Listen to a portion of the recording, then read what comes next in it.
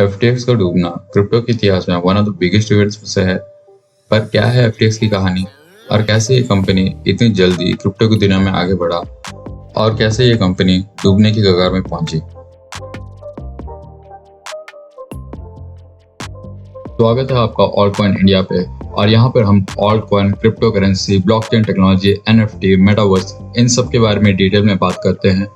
Alt coin और blockchain related सारे technologies, news, updates, tutorials इन सब के लिए चैनल को सब्सक्राइब करना मत भूलिएगा और हम इस तरह के वीडियो अक्सर लाते रहेंगे आपके लिए। याद रखिए ये वीडियो आप इंफॉर्मेशन और एजुकेशन पर्पज से ही देखिएगा। हम किसी भी तरह से आपको किसी भी इन्वेस्टमेंट या फाइनेंशियल एडवाइस नहीं दे रहे हैं। तो बिना किसी देरी के चलते हैं आज के वीडियो की ओर और जानते हैं एफटीएक्स की कहानी। एफटीएक्स की कहानी शुरू होती है एफटीएक्स के फाउंडर के साथ जिनका नाम है सैम बैंकमैन-फ्रिड या एसबीएम। साल 2014 पे सैम ग्रेजुएट होते हैं एमआईटी से फिजिक्स के डिग्री के साथ और फिर वो फुल टाइम काम करना शुरू कर लेते हैं जेन स्ट्रीट कैपिटल पे, जो कि एक बहुत ही जानी मानी प्रोप्राइटरी ट्रेडिंग कंपनी है ट्रेडिशनल फाइनेंस की दुनिया में।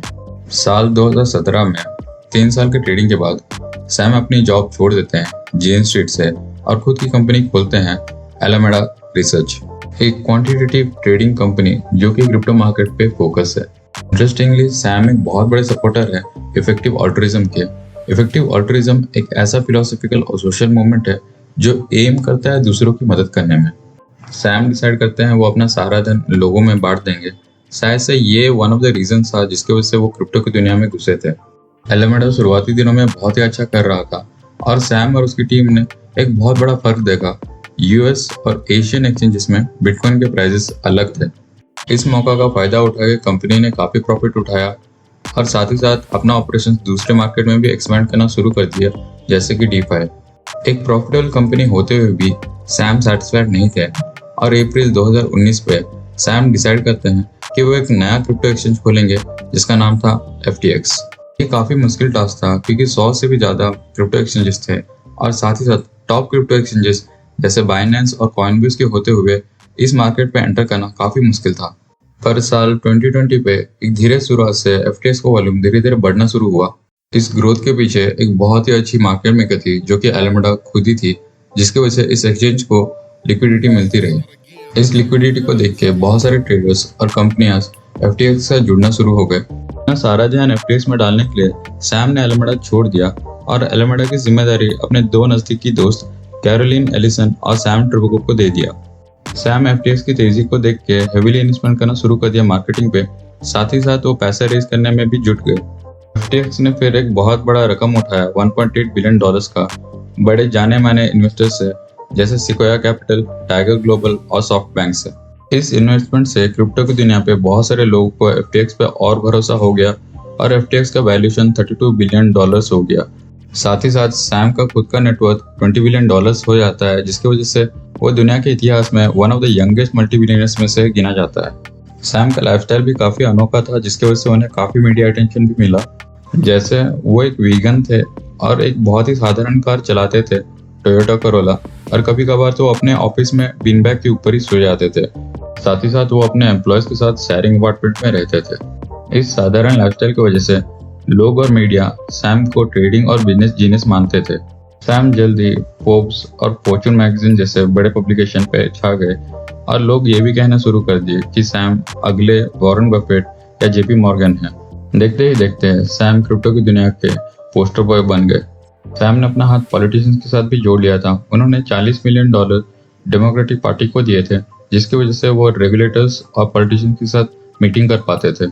जब तक सैम कनेक्शन बना रहे थे, कॉइनडेस्क आर्टिकल ने एलामेडा के लीक्ड बैलेंस शीट को रिवील कर दिया, जिसमें लिखा हुआ था एफटीएक्स कंपनी के पास काफी सारे फंड्स हैं, but most of the fund एक ही टोकन से आ रहे थे, एफटीटी, जो कि एफटीएक्स का खुद का टोकन है। एफटीटी को जनरली इस्तेमाल किया जाता था ट्रेडिंग फी को कम करने के लिए एक्सचेंजेस पे। ये काफी बड़ा प्रॉब्लम था क्योंकि एफटीटी टोकन का फ्लोट काफी ज्यादा छोटा था। इसका मतलब ये है टोटल सप्लाई ऑफ टोकन से बहुत ही छोटा पोर्शन ही एक्टिवली ट्रेड हो रहा था। ऊपर से सबसे ज्यादा एफटीटी कॉइन्स एफटीएक्स, एलामेडा और उनसे जुड़े हुए सारे एंटिटीज के पास ही थे। एलामेडा के सीईओ कैरोलिन जल्द ही एक क्लैरिफिकेशन देती है कि लीक बैलेंस शीट एलामेडा की फुल पिक्चर को दर्शाती नहीं है, पर तब तक काफी देर हो गई थी और क्रिप्टो मार्केट में लोगों को काफ़ी सारा डाउट आने शुरू हो गए थे और लोग काफ़ी स्केप्टिक हो गए थे। पर जो दूसरा इंसिडेंट हुआ जिसकी वजह से FTX वाकई में डूबा, वो इससे भी ज़्यादा सरप्राइजिंग था। FTX के बड़े बड़े इन्वेस्टर जैसे सिक्वाया, टाइगर ग्लोबल, जिन्होंने हाल फिलहाल में FTX में इन्वेस्ट किया था, इस इन्वेस्टमेंट के दौरान पे एक अर्ली इन्वेस्टर ने FTX पे पहले ही इन्वेस्ट कर लिया था, वो था बाइनेंस। साल 2019 के एंड पे बाइनेंस ने एक स्ट्रेटेजिक इन्वेस्टमेंट FTX पे पहले से कर रखा था और जैसे ही FTX बाइनेंस का एक बड़ा राइवल बन गया, बाइनेंस के CEO CZ ने अपना FTX इन्वेस्टमेंट एग्जिट करने का फैसला ले लिया। पर FTX ने इन्वेस्टमेंट रिटर्न बाइनेंस को डॉलर्स पे नहीं बल्कि कॉम्बिनेशन ऑफ स्टेबल कॉइन और उनके खुद के कॉइन FTT टोकन पे दिए, जो कि बाइनेंस को सबसे बड़ा होल्डर बना देता है FTT टोकन का। बाइनेंस ने एलिमेडा के रूमर्स सुने हुए थे तो उन्होंने अपना FTT टोकन धीरे धीरे बेचना शुरू कर दिया। इस दौरान एलिमेडा के CEO ने बाइनेंस के साथ एक डील कर दिया कि वो सारे FTT टोकन खरीद लेंगे at a fix price of $22 each FTT token. इस सारे सिचुएशन में सैम ने भी कुछ उल्टे पुल्टे ट्वीट कर दिए बाइनेंस के बारे में, जो इस सिचुएशन को और आग में डाल दिया और पर्दे के पीछे सैम और CZ में काफ़ी ज़्यादा तनाव बढ़ गया। इस सारे तनाव और डाउट की वजह से काफ़ी सारे लोग क्रिप्टो की दुनिया पे घबरा गए और FTX से अपने सारा फंड्स निकालना शुरू कर दिए और जस्ट 72 आवर्स के ड्यूरेशन पे $6 बिलियन FTX के एक्सचेंज से विड्रॉ हो गए, जिसकी वजह से FTX को अपना विड्रॉल पॉज करना पड़ा। आगे और भी सरप्राइजेस हैं, पर अब तक अगर आपको ये वीडियो पसंद आ रहा है तो वीडियो को लाइक कीजिए। इससे हमें अपने चैनल को ग्रो करने में मदद मिलती है और हमें मोटिवेशन बनी रहती है कि आपके लिए इस तरह का कंटेंट हम लाते रहें। तो वीडियो की तरफ वापस चलते हैं।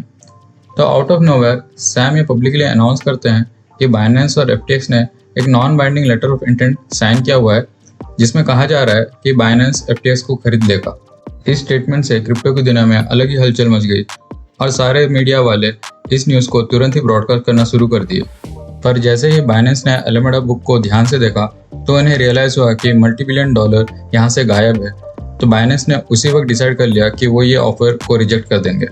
सैम ने फिर बहुत कोशिश किया कैपिटल रेज करने के लिए, बट 11 नवंबर 2022 को सैम फाइनली डिसाइड करते हैं कि वो खुद को CEO की पोजीशन से निकाल देंगे और कंपनी को बैंकरप्सी घोषित कर देंगे। इसी कहते हैं उनका कोई इंटेंशन नहीं था FTX को डुबाने का, बल्कि एक्सीडेंटली उन्होंने गायब हुए $1 बिलियन को नोटिस किया और ये कहा जाता है कि ये गायब हुए $1 बिलियन कहीं नहीं बल्कि अपने ही कंपनी एलिमेडा को दिए गए थे as a lending fund, but ये इसे कभी वापस नहीं कर पाए। तो ये था सारा कहानी कि FTX कैसे बना और कैसे डूबा। आपके हिसाब से इस FTX डूबने की वजह से क्रिप्टो वर्ल्ड पे कितना असर पड़ा है, प्लीज़ कमेंट बॉक्स में कमेंट करके बताइए। क्या आप क्रिप्टो पे इन्वेस्ट करेंगे, नहीं करेंगे, और क्या आपका क्रिप्टो एक्सचेंज से भरोसा उठ चुका है? प्लीज़ कमेंट बॉक्स में कमेंट करके बताइए। होप करता हूँ आपको ये वीडियो पसंद आया। अगर वीडियो पसंद आया तो लाइक कीजिए, शेयर कीजिए, सब्सक्राइब कीजिए। आपके एक लाइक और सब्सक्राइब से हमें काफ़ी मोटिवेशन मिलती है और चैनल ग्रो होने में हमें काफ़ी मदद मिलती है। तो प्लीज़ लाइक एंड सब्सक्राइब। हम आपके लिए इस तरह के वीडियो अक्सर लाते रहेंगे। Alt coin, crypto, blockchain, NFT, metaverse, इन सब के लिए चैनल को सब्सक्राइब करना मत भूलिएगा। तब तक के लिए प्लीज़ खुश रहिए, स्वस्थ रहिए एंड मिलते हैं अगले वीडियो पे।